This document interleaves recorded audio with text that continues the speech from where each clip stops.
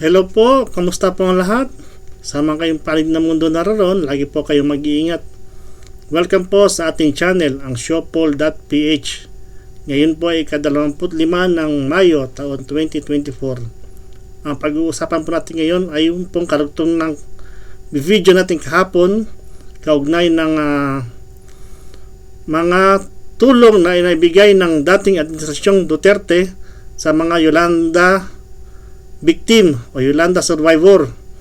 Yan po yung mga video na nagpapatunay na malaki po ang naitulong ng dating administrasyon. At yun pong pag-usapan natin ay ating pong pagkukumparahin ang nangyayaring mga rally ngayon at nung nakaraang administrasyon. Ano po ba yung mga rally nung nakaraang administrasyon? Sila po ba ay kagaya po ng nangyayari ngayon na sinisikil yung kanilang karapatan, hindi pinapayagan mag-rally, kagaya po ng nakaraang kahapon, yung po pinakita natin sa Tacloban na dapat na pagdadausan ng Maisog Peace Rally ay tinambakan na naman po ng mga malalaking truck, kagaya po ng nangyari sa Bulacan at yung pong nangyari sa Dumaguete. Parehas lang po yung mga halos kaparehas lang po yung mga ginawa nila. Ayaw po nilang payagan na makapagsagawa ng rally ang mga maisog. Bakit kaya? So bago po tayo mag-umpisa, update po muna tayo sa ating currency exchange.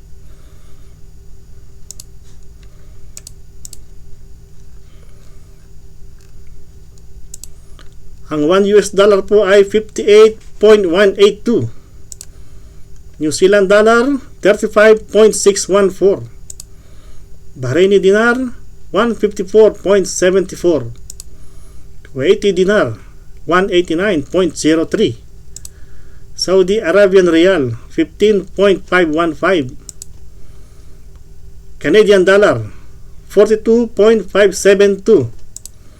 Japanese yen 0.370. British pound 74.108. At ang ating pong euro ay 63.114. Yan po ang ating updated currency exchange. Ngayon po ay ika-25 ng Mayo. Punta na po tayo sa ating topic. Panoorin ko po sa inyo yung mga video na nagpapatunay na malaki po ang naitulong ng dating administrasyong Duterte.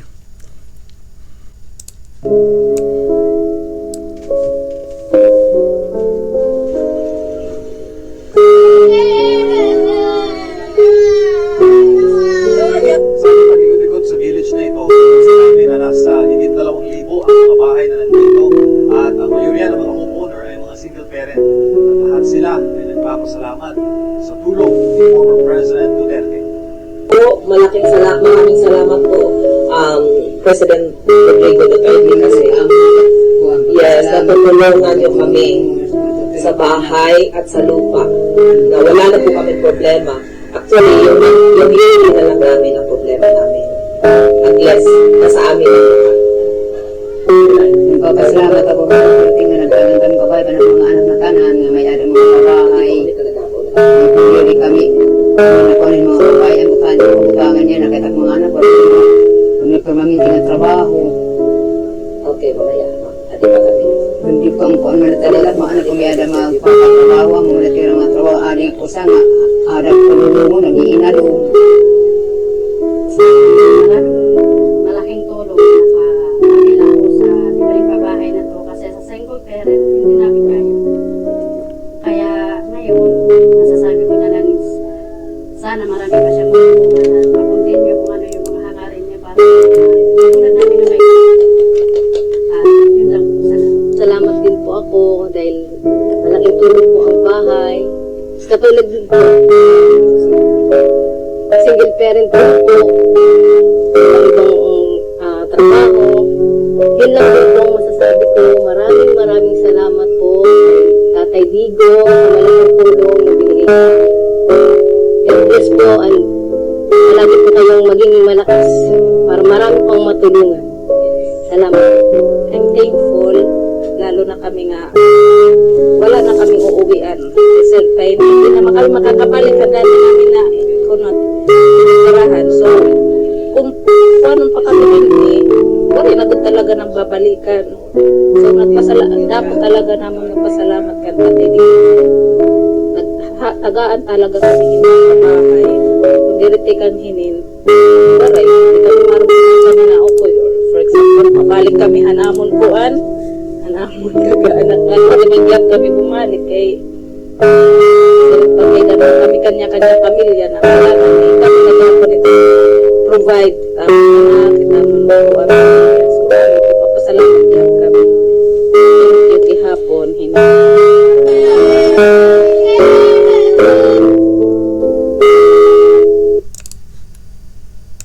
2013, Super Typhoon Haiyan, or historically known as Typhoon Yolanda, hit landfall in the Philippines. It was a Category 5 storm. Yolanda was one of the most powerful storms of all time. The typhoon surged, terrifying speeds of about 190 to 235 miles per hour. Yolanda shattered everything in its way in the Visayan group of islands and also destroying 90% of Tacloban city. Super Typhoon Yolanda's rage affected more than 14 million Filipinos, with about 4 million of them displaced from their homes. The killer typhoon left the country with more than 6,000 dead and almost 2,000 missing. Over 30 million coconut trees were destroyed, which was the major source of livelihood of the people of Leyte. The calamity also affected 6 million workers. The overall damage of Typhoon Yolanda was estimated at $5.8 billion. Amidst the calamity, the other localities of the country and the rest of the world were quick to send aid.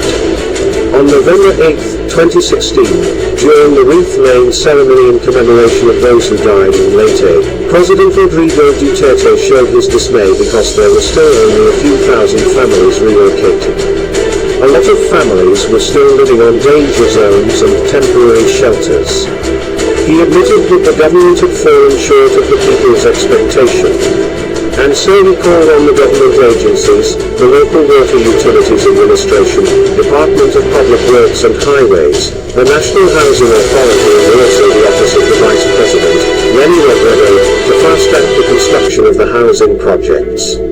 On August 6, 2020, the chairman of Task Force Yolanda, Cabinet Secretary, Carlo Negrales, announced that the national government has finally completed its housing projects affected by the super typhoon in Ormoc City, Leyte. During a virtual ceremony led by the National Housing Authority Region 8 office, Carlo Negrales witnessed the turnover of 1,419 housing units to their respective beneficiaries. I'm very pleased to announce to the people of Ormoc City that we have already completed 100% of our free housing commitments here. This is a result of unity, cooperation and perseverance among the national government and the local leaders to benefit the victims of Typhoon Yolanda, he said in a statement. Secretary Negrales also acknowledged everyone involved in finishing the project, including Mayor Richard Gomez, Vice Mayor Toto Locsin and the city councillors, as well as Representative Lucy Torres Gomez for their support and invaluable assistance to the success of the project despite the challenges posed by the prevailing coronavirus disease pandemic. Mayor Gomez said, "We hope that the assistance from the national government doesn't end here. Our residents need more housing. We're truly grateful for this free gift to the people of Ormoc." A few days later, Carlo Negrales once again led a virtual ceremony with national and local officials in the distribution of completed housing units to beneficiaries in Cavite, Guyana, Buniran province. The turnover of 258 housing units of the Yolanda Permanent Housing Project as a part of the Duterte administration efforts addressing the victims of Typhoon Yolanda.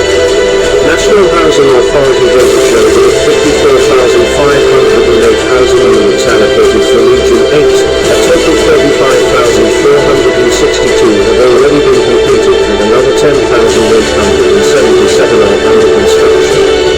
Secretary Negrales said the government never faltered in its commitment to provide safe and secure housing to the Yolanda victims, saying President Duterte continues to address the pressing needs of the Filipinos with the assistance of various agencies, local government officials and stakeholders.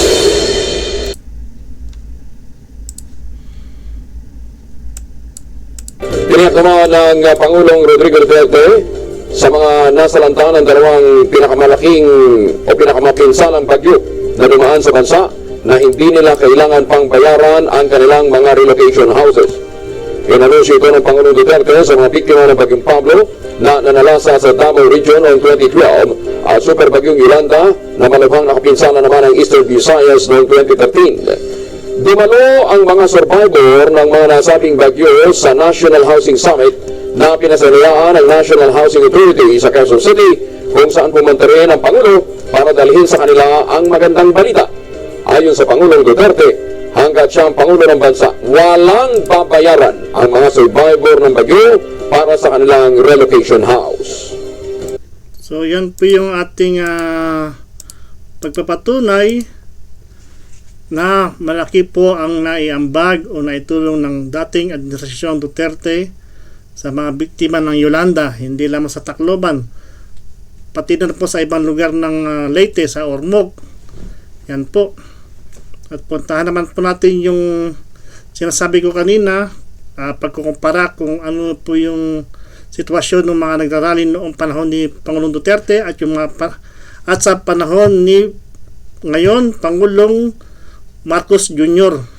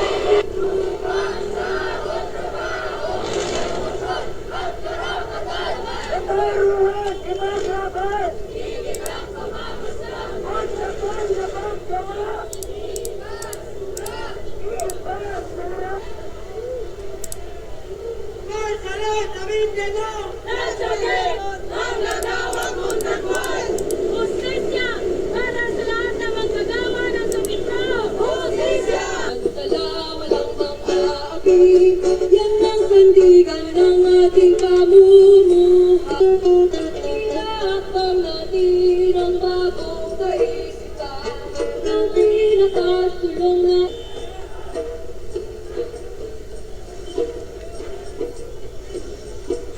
violator ng human rights ng mamamayang Pilipino. Walang iba kundi ang diktador, ang pasista at ang verdugong si Rodrigo Duterte. bago po tayo magpatuloy, maaari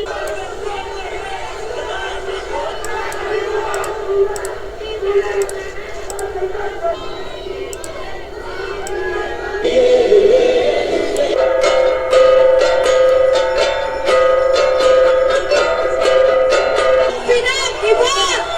Parehong tuta! Diktador pasista! never again! Never again! Never again to martial law!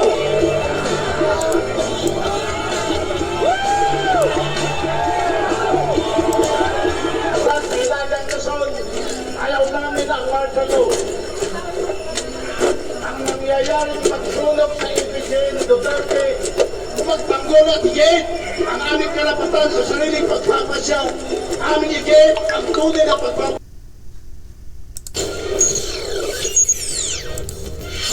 Nagmarcha ang ilang grupo sa Mendiola, hindi bilang protesta kundi para ipakita ang suporta nila kay President Duterte. Pinapasok naman ang grupo sa Malacanang at hinarap pa sila mismo ni Digong. Umaksyon si Ronel Lopez. Nakataas kamao mga militanteng nagmarcha sa Mindiola sabay sa panunumpa ni Pangulong Duterte kanina. Ilang saglit pa na puno na nila ang kalsada ng Ligarda at Claro M. Recto.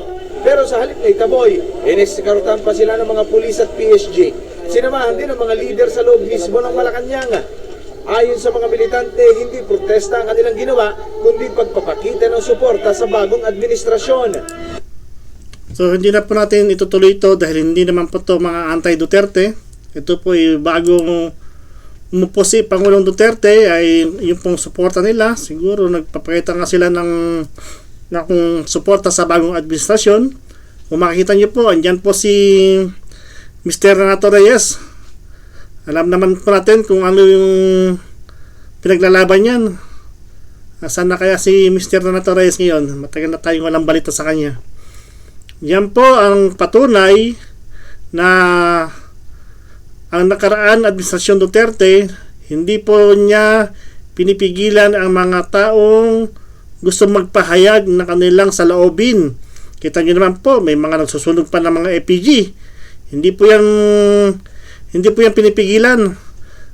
Yan po ay salungat sa nangyayari ngayon na kahit na isang peace rally na wala naman na mga dinadalang mga EPG na nagsusunog-sunog pa, kundi gusto lang ipahayag ang kanilang mga saloobin sa mga nangyayari. Gusto ipaalam sa Pangulo kung ano ang mga hinaing ng bawat isa. Pero ganun pa man, ayan po, hinaharangan ng truck, hindi po binibigyan ng permit, at kung ano-ano pa. Meron po tayong mga video dyan sa mga nakaraang ginawa po natin. Pwede nyo pong balikan. So, yan lang po yung ating video muna. At antayin po natin yung maisugra. Sabi, bukas daw gagawin. So, mag-update pa rin tayo. Manood po kayo sa ibang mga vlogger na mga pro Duterte. Meron po kayong makikitang mga ibang topic. Kagaya po ng pamasahe sa aeroplano at hindi po pagpayag ng ibang company na bumiyahe ang mga barko or ano pa. Meron po akong nakita na panood ko po. Kayo na lang po ang bahalang mag-research sa mga yan. Muli po, kung saan man kayo naroon, kung kayo po ay mapadpad sa channel na ito, mag-subscribe, click po ang notification bell, like at i-share na rin po ang ating mga video. Update na lang po ako bukas. Lagi po kayong mag-iingat. Marami pong salamat. Paalam. Adios.